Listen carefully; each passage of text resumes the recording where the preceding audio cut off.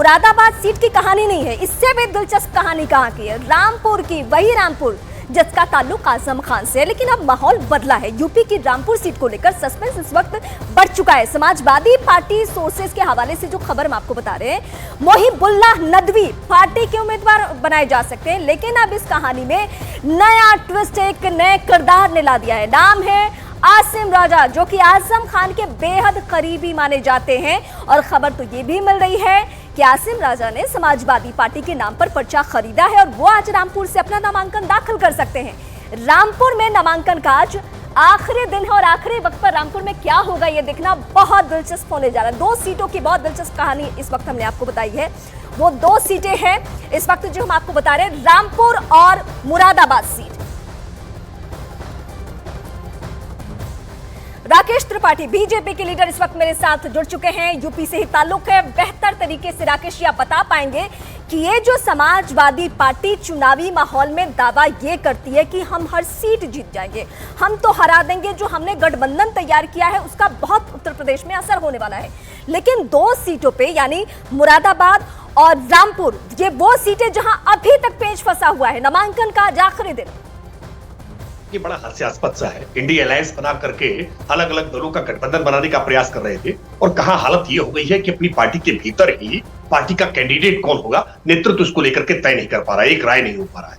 केवल रामपुर और मुरादाबाद का ही मसला नहीं है, कई ऐसी सीटों पर इन्होंने कैंडिडेट ऐसे उतारे हैं जिसको समाजवादी पार्टी की स्थानीय इकाई जानती पहचानती तक नहीं है।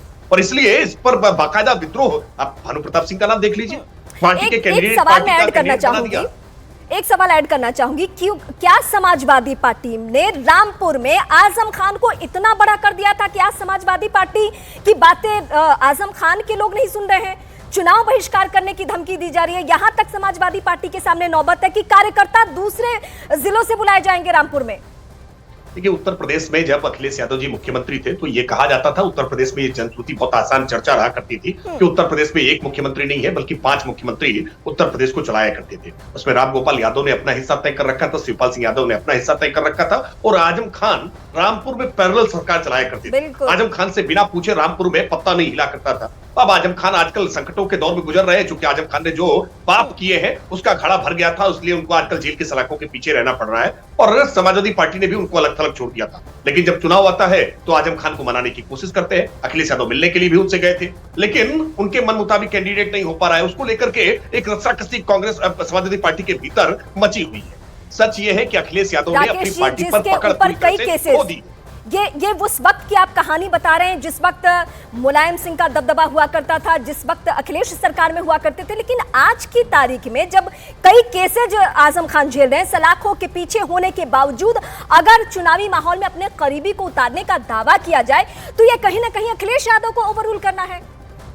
देखिए, अखिलेश यादव का आज पार्टी के ऊपर कोई नियंत्रण नहीं बचा रहता है, क्योंकि जब से अखिलेश यादव ने पार्टी की कमान अपने हाथ से समय संभाली है, लगातार समाजवादी पार्टी पराजय का ही स्वाद चख रही है। अब 2014 का चुनाव देखिए, 2017 का चुनाव देखिए, 2019 का चुनाव देखिए, 2022 का चुनाव देखिए। ये सारे वो चुनाव हैं जिन चुनावों में अखिलेश यादव ने पार्टी की कमान अपने हाथ में रखी थी। पार्टी के प्रत्याशी कौन होंगे वो तय करने का काम कर रहे थे, मुद्दे क्या होंगे ये अखिलेश जी तय कर रहे थे। और इन सारे मुद्दे, इन सारे गठबंधन, इन सारी रणनीति पर लगातार वो पराजय उनको हुई है। इस वजह से आज समाजवादी पार्टी के भीतर से अखिलेश यादव के निर्णयों को लेकर के एक भारी असंतोष व्याप्त है। याद करिए वो दिन, एक समय जब कौमी एकता दल के विलय को लेकर के मुलायम सिंह यादव से लड़ गए थे अखिलेश यादव और कहा कि कौमी एकता दल का विलय नहीं करेंगे, ये नई सपा है, ये नई हवा है। फिर क्या हुआ, उसी अफजल अंसारी को आज बाकायदा उन्होंने अपने पार्टी का कैंडिडेट घोषित कर रखा है, उसी मुख्तार अंसारी के सामने घुटने टेक दिए हैं। बिना अपराधियों के समाजवादी पार्टी की साइकिल का पेडल एक कदम आगे बढ़ नहीं पा रहा है। सच ये है कि अखिलेश यादव तय नहीं कर पा रहे हैं कि वो किस राह जाए, किस तरफ चले। हर तरह का गठबंधन बना करके देखते, हर तरह के समीकरण गांठ करके में जाए तो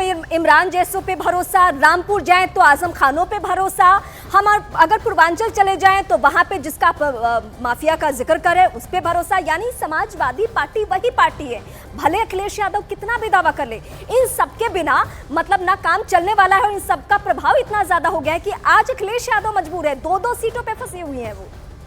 अब देखिए, एसटी हसन का टिकट घोषित किया इन्होंने, आजम खान के दबाव में इन्होंने वहां रुचि वीरा का टिकट घोषित कर दिया। लेकिन तब तक एसटी हसन ने प्रधानमंत्री को लेकर के जालिम कहकर के गाली देते हुए एक बहुत जहरीला बयान, जहरीला बयान देते ही अखिलेश यादव की फिर से उनके ऊपर नजर आ गई कि नहीं नहीं यही हमारा आदमी ठीक है। आजम खान की तो क्षतिपूर्ति यही कर रहा है। आजम खान के बाद सबसे ज्यादा भड़काऊ बयान अगर कोई देता है तो वो एसटी हसन दे रहे हैं। शफीकुर रहमान बरकब रहे नहीं, ये लोग से परलोक जा चुके हैं। लेकिन समाजवादी पार्टी में इस बात की होड़ जरूर है कि कौन आजम खान का स्थान ले सकता है, कौन कितनी ज्यादा जहरीली जुबान दे सकता है। इसलिए एसटी हसन को नाम वापस लेकर के आए। लेकिन रुचि वीरा ने अब मना कर दिया कि नहीं नहीं, हमको तो नॉमिनेशन करने के लिए आपने कह दिया, अब हम चुनाव लड़ेंगे। समाजवादी पार्टी की यही दशा आप 2017 के विधानसभा चुनाव में देखिए, जब ये 17 का विधानसभा चुनाव कांग्रेस के साथ गठबंधन करके लड़े, रविदास मेहरोत्रा को लखनऊ से चुनाव लड़ा दिया और कांग्रेस ने कैंडिडेट उतार दिया। बहुत सारे सवाल है बीजेपी के एंगल से भी, लेकिन मेरे सहयोगी अमित भी मेरे साथ बने हुए। अमित, अब कहां तक बात पहुंची है? क्या वाकई रुचि वीरा ही भर रही है नामांकन? उन्होंने दावा ठोक दिया है मुरादाबाद सीट को लेकर लगातार विवाद चल रहा है, क्या कहेंगे इस पर आप? समाजवादी पार्टी के राष्ट्रीय अध्यक्ष, प्रदेश के पूर्व मुख्यमंत्री माननीय अखिलेश यादव जी इस बारे में लोगों से बातचीत कर रहे हैं और बहुत जल्दी ही इस पर निर्णय हो जाएगा। और जो लोग भी चुनाव लड़ेंगे, पार्टी को चुनाव लड़ाएंगे उनको, और सब लोगों से अपील ये है कि मिल करके चुनाव लड़ने का काम करें, क्योंकि भाजपा को हराना है और भाजपा को हराने के लिए गैर भाजपाई वोटों के बंटवारे को रोकने का काम होगा। जनता का मन बन गया है कि परिवर्तन और बदलाव होगा, इंडिया मोर्चे की सरकार बनेगी।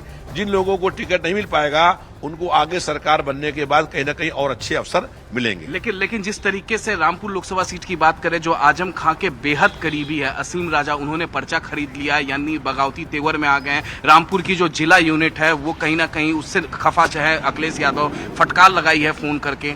देखिए, नामांकन करने की अंतिम तिथि है, इसलिए लोग फार्म खरीद लेते हैं, लेकिन जो निर्णय माननीय अध्यक्ष जी करेंगे उस निर्णय को सब लोग सहर्ष स्वीकार करेंगे।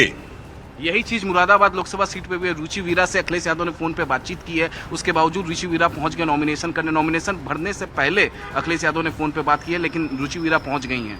माननीय राष्ट्रपति जी लोगों से बात कर रहे हैं और उस पर निर्णय आज हो जाएगा। जो वो निर्णय करेंगे वो सब निर्णय मानेंगे और जो उसको टिकट वो देंगे वो लड़ेगा, बाकी लोग चुनाव उनको लड़ाएंगे। आपको भरोसा है कि ऑल इज वेल हो जाएगा?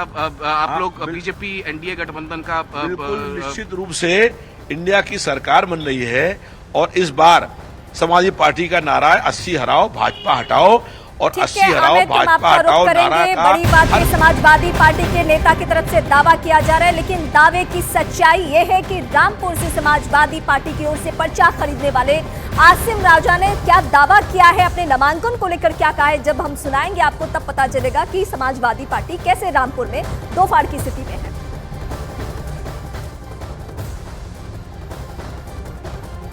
आज पर्चा खरीदा आपने? जी खरीदा। अच्छा, किस पार्टी से खरीदा? समाजवादी पार्टी। अच्छा, समाजवादी पार्टी से तो अखिलेश यादव जी ने मौलाना मोहम्मद नदवी जो उनको मैदान में उतारा है। अभी कोई विधिवत सूचना है आपके पास? कोई लेटर जारी हुआ है? वो तो दिखाइए, क्यों ऐसी बातें करते हैं हवा वाले यार। तो किसको प्रत्याशी बहिष्कार का जो मामला था क्या था ये? अभी वो तो जैसे अभी पर्चा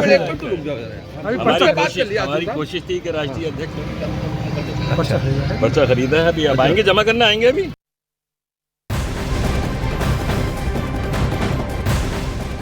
और इस बीच बड़ी खबर है, समाजवादी पार्टी के प्रदेश अध्यक्ष नरेश उत्तम पटेल रामपुर पहुंच चुके हैं। मौलाना मोहिबुल्लाह नदवी के लिए समाजवादी पार्टी का टिकट लेकर पहुंचे हैं एसपी अध्यक्ष मौलाना मोहिबुल्लाह नदवी, जिनके बारे में कहा जाता है अखिलेश के बेहद करीबी हैं, लेकिन इनके नाम पर सहमति नहीं है। रामपुर में जो वहां की जिला यूनिट है वो नाराज है, वो यहां तक चुनाव बहिष्कार तक की धमकी दे रही है। और समाजवादी पार्टी के सामने नौबत ये आ गई है कि समाजवादी पार्टी आसपास के जिलों से वहां पे कार्यकर्ता बुलाए और ताकि चुनाव प्रचार हो सके।